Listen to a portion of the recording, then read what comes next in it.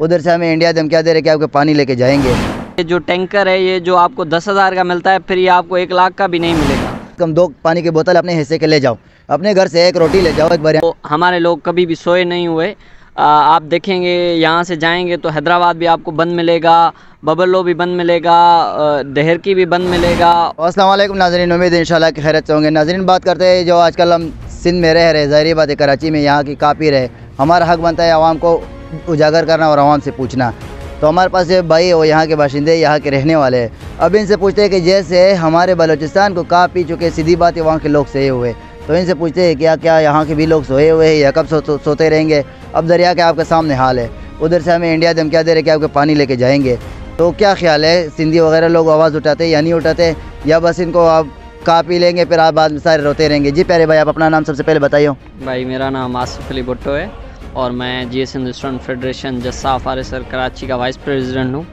आपने सवाल किया कि पानी का, पहले तो पानी किसी भी एक कौम का मसला नहीं है। सिंध के अंदर जितनी भी कौमें रहती हैं, वो बलोच हैं, पठान हैं, या जितने भी कौम से लोग ताल्लुक़ रखते हैं, ये सब उनका एक इशू है।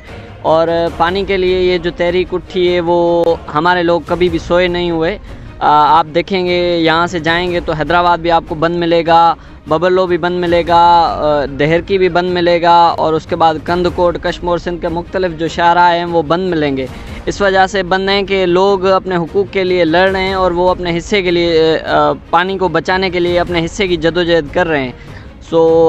हमारी बस एक ही रिक्वेस्ट है कराची के लोगों से कि भाई ये पानी आपका भी इशू है। आपका पानी कोई टैंकर से नहीं आता है, आपका पानी भी सिंधु दरिया और हब डैम से आता है। अगर आपका ये दरिया चला गया तो अब आपका ये जो टैंकर है, ये जो आपको 10,000 का मिलता है, फिर ये आपको 1 लाख का भी नहीं मिलेगा। हमारे जो हैदराबाद है, सक्खर है, बबलो के जितने भी लोग हैं वो तो कोशिश कर रहे हैं, वो तो अपने हिस्से की जंग लड़ रहे हैं, लेकिन ये कराची के लोग अक्सर खामोश हैं। ये समझते हैं कि ये सिर्फ सिंधियों का इशू है, ऐसा बिल्कुल नहीं है। ये यहाँ पर आप भाई आसिफ भाई, फिर जैसे आप कह रहे हो दूसरे जो लोग लड़ रहे हैं, आपने जदोजहद कर रहे हैं, तो आपको क्या ख्याल है कराची वाले क्या करें, किस तरह लड़े, किसी को मारे, भगाए, क्या करें? आप बताओ ना कोई हल। लड़ने से मुराद ये नहीं है कि आप किसी को मारें या तशद्दुद करें। जो सियासत होती है वो अदम तशद्दुद की सियासत होती है। हम कराची के लोगों को सिर्फ ये कहते हैं आप आ जाएं, रोड पे बैठ जाएं, तो आपके ये जो मसाइल हैं वो रोड पे हल होंगे। कभी भी आपके घर बैठने से आपके कभी भी मसाइल हल नहीं होंगे।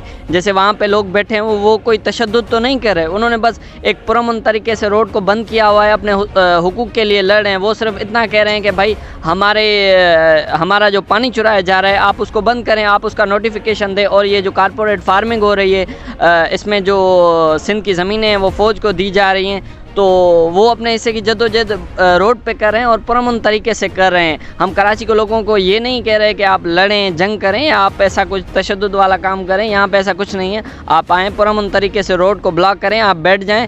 जैसा पंजाब जाने वाले टैंकर बंद होंगे तब जाके उनको पता चलेगा कि भाई यहाँ के लोग लड़ रहे हैं और ये हमें ऐसे नहीं छोड़ेंगे। अच्छा आसिफ भाई, आप इसकी थोड़ा वजाहत और डिटेल बताइए। मतलब सीधी बात है, अब जैसे यहाँ के लोग इनको कदर नहीं इस चीज़ की नहीं है, तो आप क्या कह रहे हो, पानी किस तरह वो लेके जा रहे हैं हमसे, या किस तरह लेके जा सकते हैं? दूसरी बात है कि ख़त्म हो गया, उसके नुकसान क्या होंगे? अब अगर हम रोकना भी चाहे तो कैसे रोकेंगे, इसका हल बताइए प्यारे भाई। भाईजान, जो इशू है वो इशू है 6 कैनाल और कारपोरेट फार्मिंग का।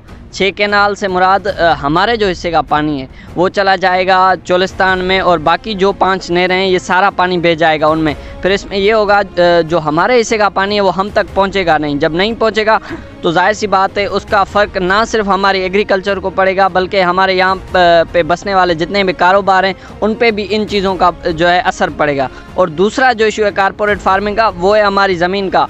देखो, आप फ़लस्तीन के लिए आवाज़ तो उठाते हो, फ़लस्तीन का इशू क्या है, उनके पास अपनी ज़मीन नहीं है, अपनी ज़मीन पे उनके अख्तियार नहीं है। तो जाहिर सी बात है हमारे साथ भी यही होने वाला है। कल को हमारे नीचे जो ज़मीन नहीं रहेगी तो हम क्या करेंगे? हमारा भी ये तो फिर फ़लस्तीन बन गया है ना। तो इसलिए हम अपने लोगों को ये कह रहे हैं, आप जदोजहद पुरअमन तरीके से आएँ, बैठें, जैसे यहाँ के लोग कर रहे हैं। मलीर में भी धरना चल रहा है और गुलशन हदीद में भी चल रहा है और गगर फाटक पे भी चल रहा है। यहाँ करीबी जो एहतजाज हैं आप उसमें शामिल हों, आप हमारी जदोजहद का हिस्सा बने।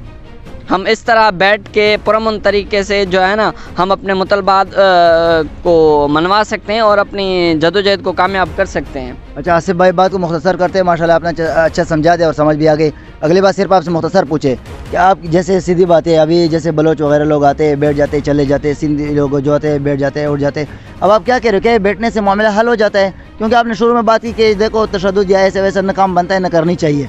अब मैं आपसे पूछ रहा हूँ, क्या सिर्फ बैठने से भी मसले हल हो जाते हैं? आप कह रहे हो आप हमारे साथ बैठ जाओ, मैं बैठूंगा, अगला बैठता है, तीसरा बैठता है, क्या बैठने से मसले हल हो जाते हैं? जी बिल्कुल, बैठने से मसले हल हो सकते हैं अगर आप मुस्तकिल बैठ जाते हैं। यहाँ पे ये जो लोग बैठे हैं, आप बबलों का एहतजाज देखें, आज उनमें नावान दिन है, उन्होंने बाईपास बंद किया हुआ है, वहाँ पे लोग बैठे हुए हैं और मुख्तलिफ सिंध के जो शाहरा हैं वो बंद पड़े हुए हैं, वो मुस्तकिल बैठे हुए हैं। बैठने से मुराद ये नहीं है कि आप आएँ 2 घंटे बंद करें और फिर चले जाएँ, ये काम नहीं कर रहे। आप चले जाएँ मलीर में, आज उन्हें 5वां दिन हो गया, वो मलीर का रोड बंद करके बैठे हुए हैं। उससे हदीद में जाएंगे, उन्हें भी आज 5वां दिन। यहाँ बैठने से मुराद है कि आप मुस्तकिल बैठें, ये ना बैठेंगे आएँ 2 घंटे बैठें और फिर चले जाएं। हम इस तरह की जद्दोजहद पे यकीन नहीं रखते हैं। यहाँ मुस्तकिल बैठने से ही काम होगा। जब उनके रास्ते बंद होंगे, जब उनकी एक्सपोर्ट इंपोर्ट बंद होगी, तब उनको जाके फ़र्क पड़ेगा। तो हम कराची के लोगों को फिर यही रिक्वेस्ट करेंगे, आएँ हमारा साथ दें और हमारे साथ बैठें। अगली बात मैं यहाँ पे शामिल करूँ, देखो कोई भी अगर एहतजाज करते हैं, पुरअमन एहतजाज हो, सबसे कम एहतजाज अगर ठीक है हम उधर बैठ नहीं सकते, वक्त नहीं दे सकते आसिफ भाई, तो मेरे ख्याल में अगर हम उनका हम खाने पीने का इंतज़ाम करें, ज़ाहिर बात है वो तो वहाँ से खाना पीना नहीं ला सकते, नहीं लाते, अगर हम इनको टाइम पे पानी पहुँचाए, खाना पीना पहुँचाए, ये भी मेरे ख्याल में एक एहतजाज कैसा होगा। जी जी बिल्कुल, आप बबलों में देखें बहुत से लोग ऐसे हैं जो अपना घर की अपनी बेटियों का जो जेवरात है वो बेच के बबलो एहतजाज पे जो है ना खाने पीने का इंतज़ाम करें।